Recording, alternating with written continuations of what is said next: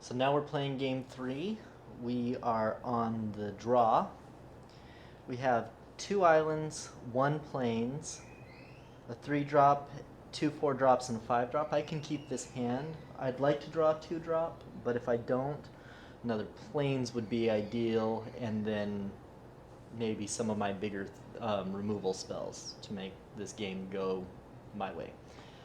Alright, so we're underway. My opponent playing a forest. It's pretty much going to be vanilla turn, so just going to be silent until we get further on.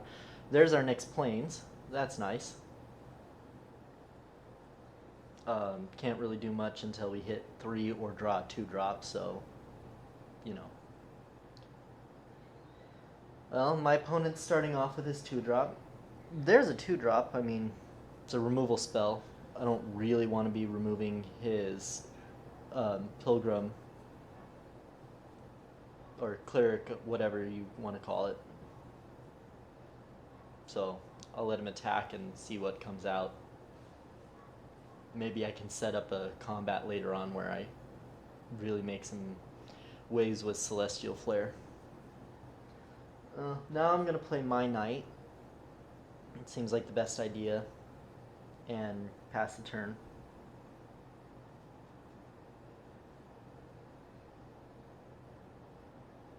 He's going to offer the trade, which would be bad for me since my renowned creature grows.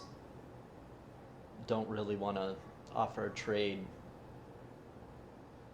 on my 3-drop, which is significantly better than his 2-drop. So take the damage and pass the turn along. Ooh, this is good. He's got Dwynen, or however you say that elf lord's name. It's a good spell.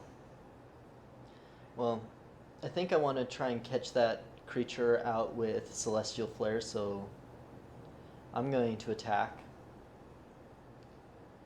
And if he blocks with the Elf Lord, I'll Celestial Flare, leaving up negate mana in case he decides to Wild Instincts me.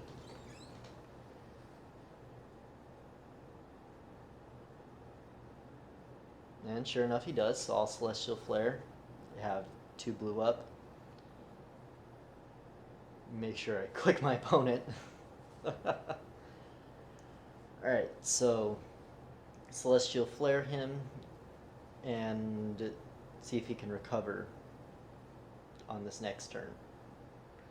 I think next turn I'm going to play the Aerialist. Maybe I play the Heavy Infantry just to punch through, but I really think that I'm going to play the Aspiring Aerialist. Or Aspiring Aeronauts. You know what I mean. I really hate that this set is so new to me that I have trouble with it, with remembering the creatures' names. Well, I'll take 2, go to 14. I definitely need to play the Aspiring Aeronaut.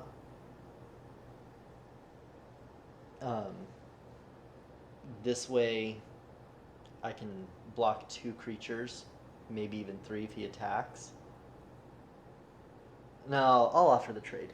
I'll offer the trade and see what he does.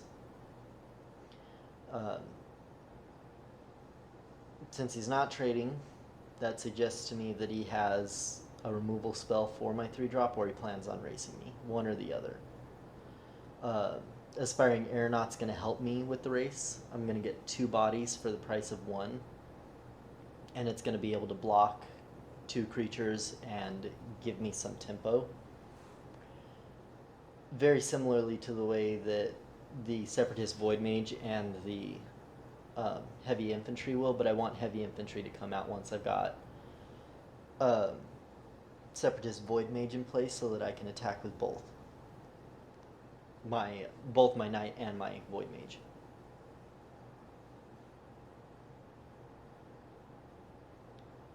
My opponent is shy on white land. He's got plenty of green. Ugh. Okay, well, there goes my 4-2, or 4-3, I should say. If I'd had a 3-drop, I could have left up negate mana, but didn't have another 3-drop. And I did kind of need the double body.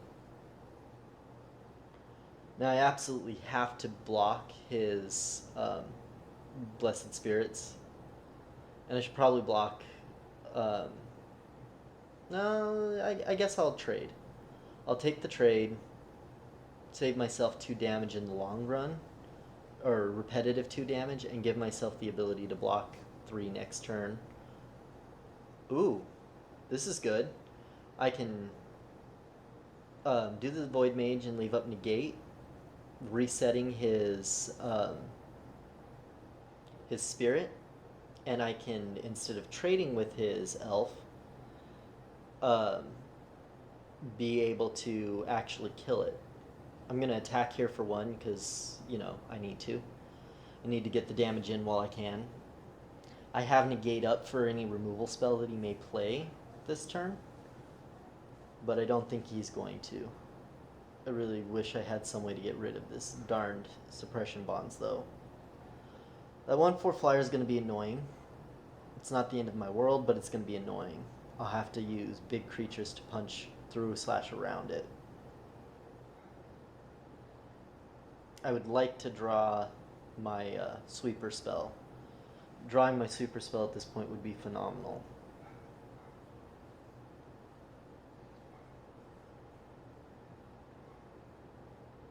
I think I'll tap down his 1/4 and offer trades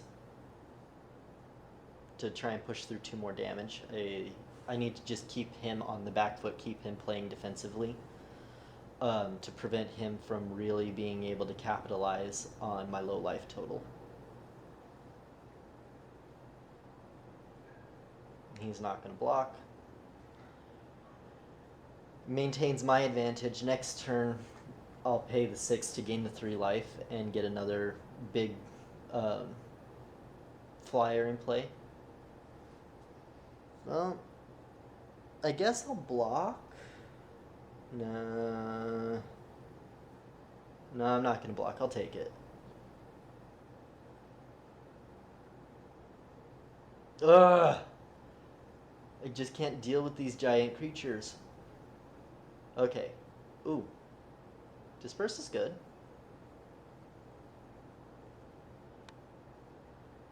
I think I need the Aven, though.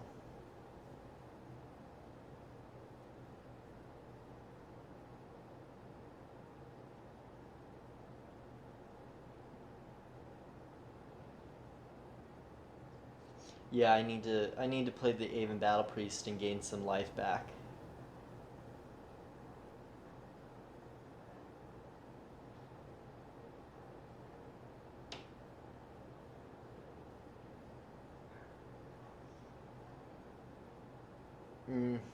I kind of messed that up. I meant to play the Aven Battle Priest and just clicked through. So I guess my plan is to disperse whatever big attackers he attacks me with and to block some of the damage.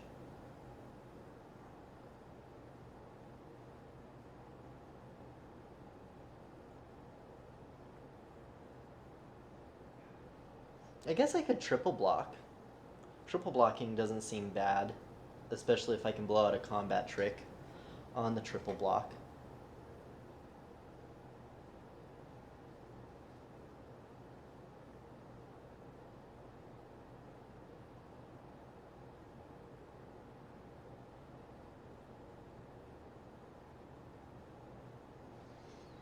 This will allow me to counter his suppression bonds when he replays it.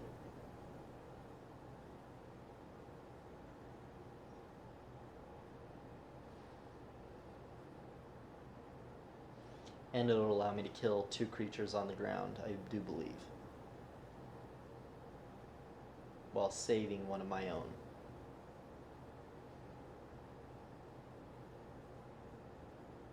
Okay, so we can only kill one of those. I'll end up taking 2 and going to 6, but I should get some pretty significant value out of this play.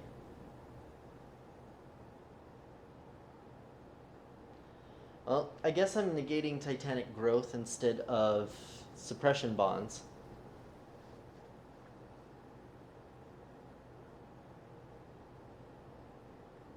But that gives me 1-for-1 total play on this turn, and actually gives me a 2-for-3 total play on this turn, so that's incremental value in my favor. I'm flooding out apparently, so I'll play my big creature, gain my life, and start pushing through some damage on the ground by attacking for 5 a turn.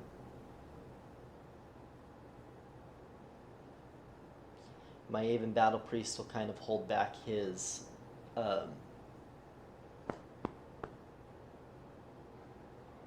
whatchamacallums, his spirits.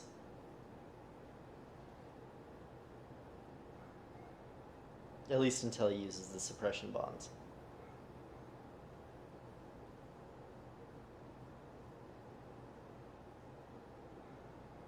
Which he'll use on the Battle Priest. But the Battle Priest did do its primary job of gaining me 3 life and giving me some more turns to play with.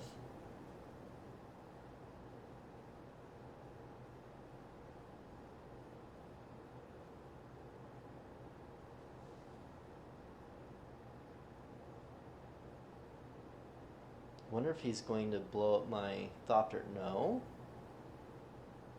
Okay. I'll take that.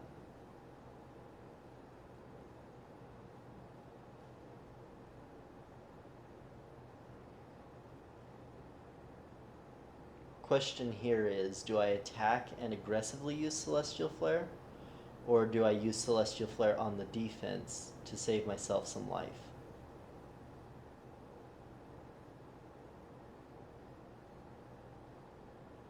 I think I'm going to use it on the defense to save some life points.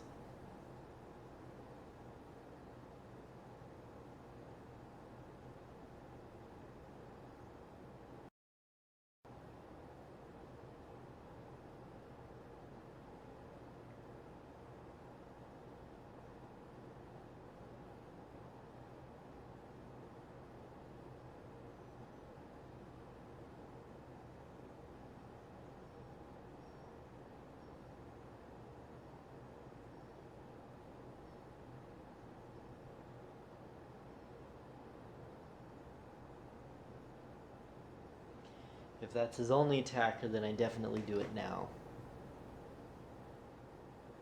Yeah, I need to do this now.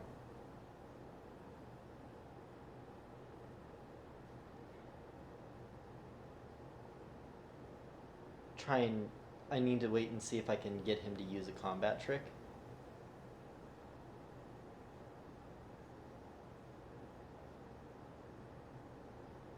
No combat tricks, so definitely going to destroy it.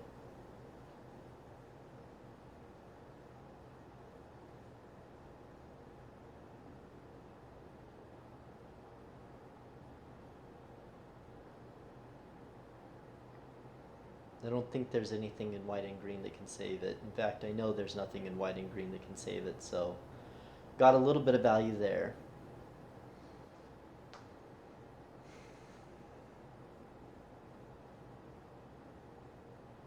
Well, I'm glad I haven't killed any of his enchantments. And the frustrating flood continues. Can't really attack with anything now.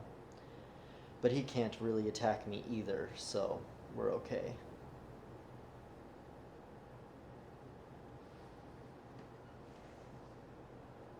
I have 9 of my 17 land. So pretty low on the land draws. Should start drawing some actual gas here. Okay, so I'm at 10 of my 17 lands. Only 4 more plains and 3 more islands left in my deck.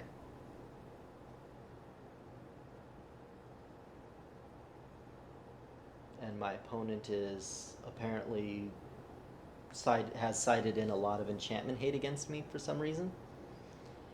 I'm really only playing 2 enchantments, and I think that these cards just significantly weakened his deck, but you know, I could be incredibly incorrect here.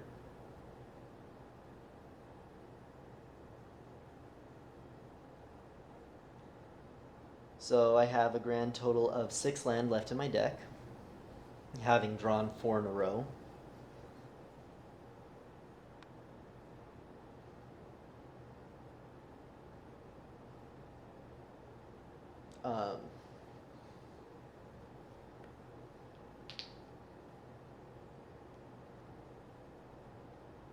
Oh, that Mauler is going to be a big problem for me. I need to deal with it somehow.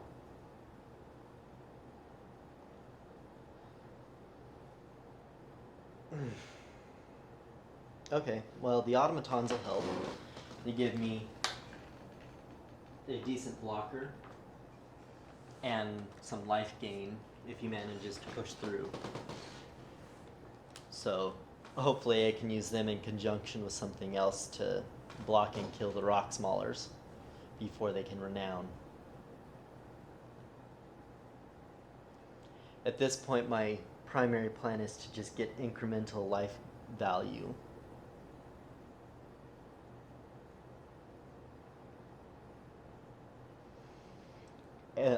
And push until I can draw my sweeper.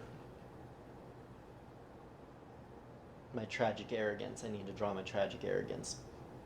Or, well, no, I need to draw my tragic arrogance. It's the only removal spell that's completely live.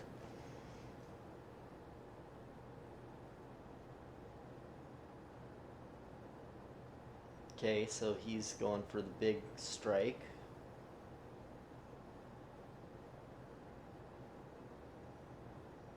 A block to kill, block to trade, and then double block to kill. If he has a combat trick, he's going to get some pretty good advantage here.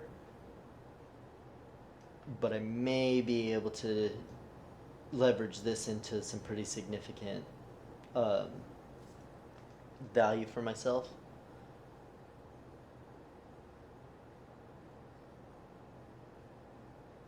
Well, it looks like he is letting me keep my 1/1 to keep his 2/2 and letting me kill off his 4/4.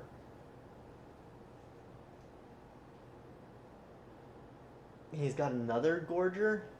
Such a bad card, and he's playing 2. But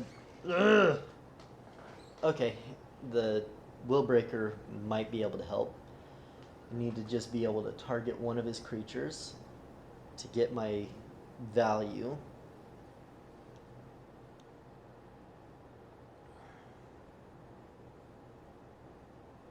If he gets really aggressive here, I may just lose. Okay, I'll throw the 1/1 in front of the worm. And just hope for some value.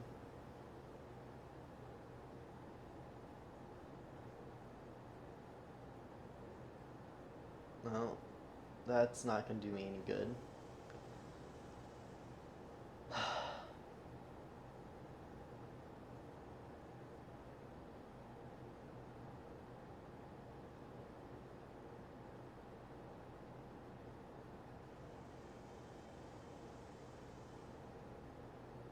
Not many things I can draw that'll draw me out of this.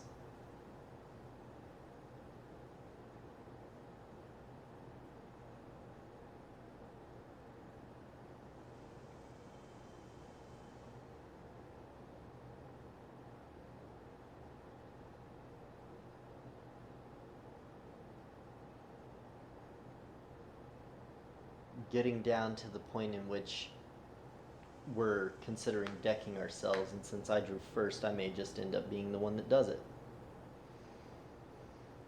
I have 7 cards left in my library to my opponent's 8. Claustrophobia will be nice, that'll help.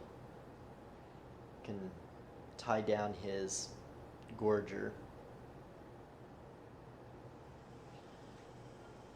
Unfortunately, it doesn't help me block his creatures at all, but it does give me one less creature on his side of the field to worry about. And even if he does destroy the enchantment, that gives me his big 5/6 creature.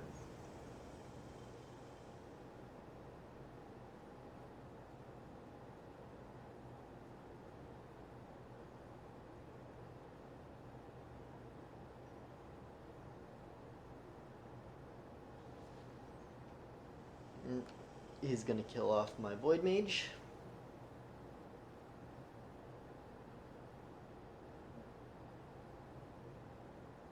Sorry, I didn't have 8 cards in my library. I had 8 cards in my graveyard.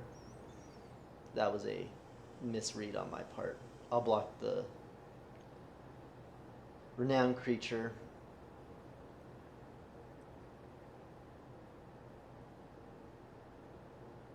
So I don't die. Gain some life. That's ideal, actually. Gain some life, draw a card, see what I can get going.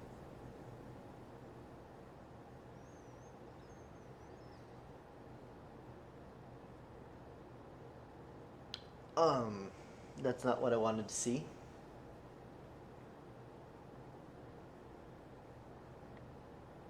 Gonna go to 2 here.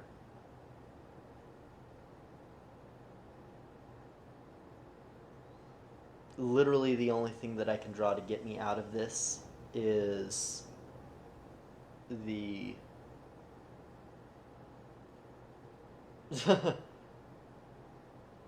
well, I just top decked like a beast.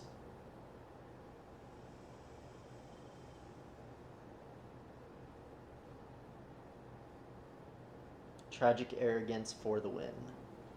I will keep his Vastwood Gorger, the 2 enchantments, and make everything else go away.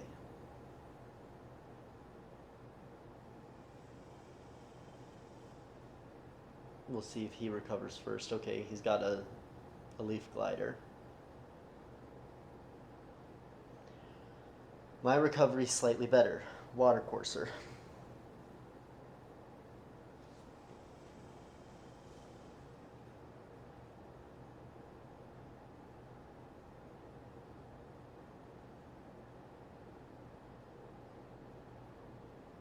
I guess my opponent only has land in hand.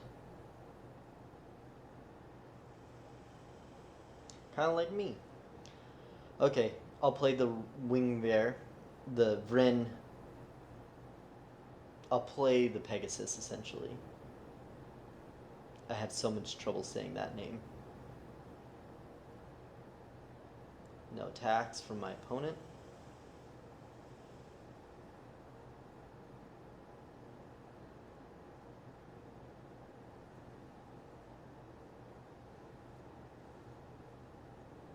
Guess he doesn't have anything to play.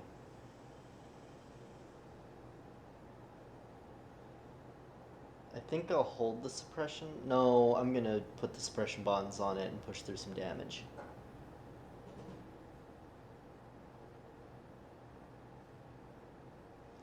Just to keep myself from killing my own Watercourser, I'll only leave 2 blue to be able to be floated. Swing at him for 6 this turn.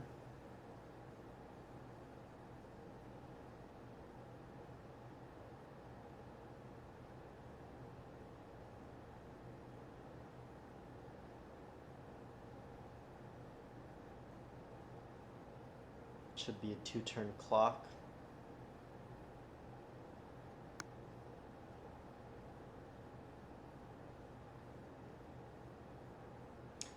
Okay, so now it's a 2-turn clock. I was saying it's a 2-turn clock from last turn. Well, that gives me some breathing room. He won't be able to attack back at me. I can attack freely at him. And if he doesn't get something this turn that can block my Wing Steed, he's going to lose the game.